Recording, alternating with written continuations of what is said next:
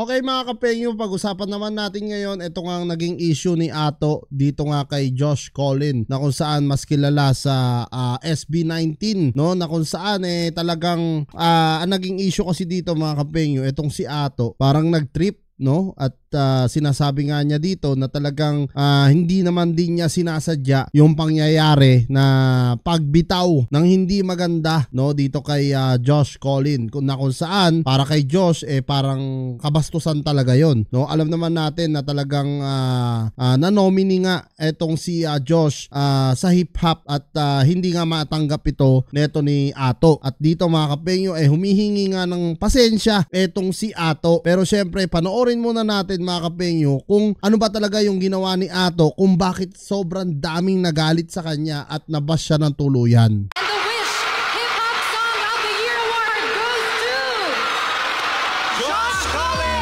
Get right! Paano nangyari yun?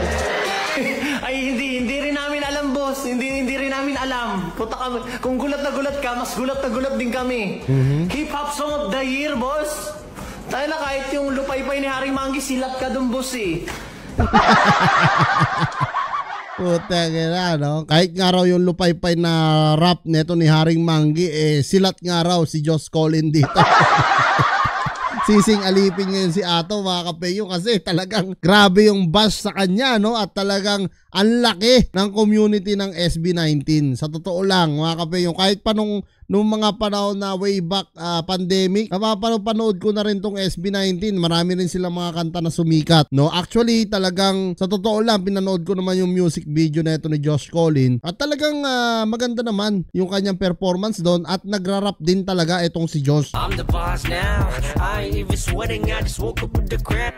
So, hindi natin masasabi na hindi pwede ito sa hip-hop kasi yung mga ganito lang ang pwede sa hip-hop. Hindi naman pwede ganun mga kapengyo, no? So, bawat tao talagang may karapatan o deserve din nila, no, makakuha ng tagumpay. Even though na may ilan-ilan sa atin na hindi ganun kagusto yung mga naging kanta neto ni Josh Collin, pero para sa iba mga kapengyo, gaya na nga ng Wish, talagang tinanggap nila to, no? At sa dami ng mga rapper doon, sila Flo G at yung iba-iba pang mga sikat na rapper sa atin, talagang nandun, no, na kung tutuusin pwede rin maging nominee. Pero bakit ang napili si Josh Collin? Syempre mga kapengyo, kapalaran niya yun siya talaga yung nanalo ron, so irespeto natin yun. Ang problema dito pala kay Ato, nawala ata yung kanyang respeto dito kay Josh. Hindi natin inaasahang nangyari kahapon.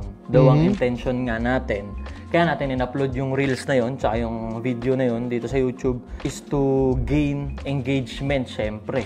Tsaka parang heat check ba tawag doon? Parang proof of life. Kasi parang 2 buwan tayong hindi nag-upload sa Facebook. Hindi natin intention maka-offend ng community or maka-offend ng ibang tao. Kaso ang problema mga kapengyo, naka-offend na siya. Unang-una na ron si Josh, no? Kaya nga nag-post din itong si Josh Collin na talagang sinasabi nga niya doon, no? 50% may pagkamaasim at iba pa, no? So lalong nagalit o nagwala, no, yung community ng SB19 dahil talaga sa ginawa na ito ni Ato. Bigay ng opinion na content creator patungkol dun sa statement ko kahapon wala tayong re-rebatan doon. Wala tayong re-rebatan doon kasi nga unang-unang intention natin, engagement, hindi maka-offend ng community or hindi makahanap ng kaaway or kadebate. Ang magiging resolution natin, na-figure out natin ano yung naging error natin. Ako ang naging error ko, bukod kasi sa gusto ko ng engagement, ang nagtulak din sa akin, trippings din talaga. Kasi love trip. Yun ang mahirap sa trippings mga kapengyo, no? Pagka nagtitrip ka lang at hindi ka sigurado sa mga sinasagot mo, madadali ka talaga. Kailangan talaga dito, once na isa kang reactionist o isa kang nagbibigay ng salita sa mga tao, dapat talaga nagre-research ka muna. Kasi sa totoo lang sa panahon ngayon, napansin ko talaga kailangan mo munang tignan, maigi o pag-aralan yung issue bago ka babanat. Kasi katulad nito nangyari kay Ato, no? Talagang napakahirap po nito, tapos sa bandang huli siya yung mag-apology, no? So talagang nakakahiya nga naman. Sa akin yan kung nakita ko na may mga hindi sumang-ayon dun sa result, tapos gagawin ko siyang video approach, lalabas ako doon, bang! Parang gano'n, trippings lang. So naging insensitive yun. Naging insensitive ako. Hindi ko na inisip kung may masasagasaan ba akong community or may ma-offend ba akong partido, 'di ba? Doon sa gagawin ko basta. So yan nga yung sinasabi ko mga kapengyo, no? Huwag tayong basta-basta, no? Pipitas ng mga hinog na prutas dahil baka mamaya yung pagpitas natin ng hinog na prutas meron palang sira na. Gaya na lang nito na talagang nagkamali nga siya. So na kay Diyos na yon kung i-accept niya yung paghingi ng pasensya nito ni Ato. Pero para naman sa akin mga kapengyo, lahat naman ng tao nagkakamali at sa susunod lesson learned ito kay Ato, no, na wag na mag-trip o pag-aralan muna bago niya banatan yung taong gusto niyang banatan kasi ang nangyari nakasakit na siya unang-una sa mga fans ng SB19, sa fans ni Josh Collin talagang nasaktan na sila kaya ito ang nangyari, no, ito yung outcome ng ginawa niyang video, no. In-execute ko yung trip ko which is mali, sobrang mali. At doon sobrang mali talaga. Ito yung magiging biggest lesson na maibibitaw ko dito sa YouTube. Yes, lesson talaga yan. Ito, sobrang bigat na bigat yung karamihan dito. Pero ito yung isa sa mga pinakamahalagang sangkap din sa personal growth. Kapag pasalamat ka, tsaka nakakahingi ka ng tawad. Sorry and thank you.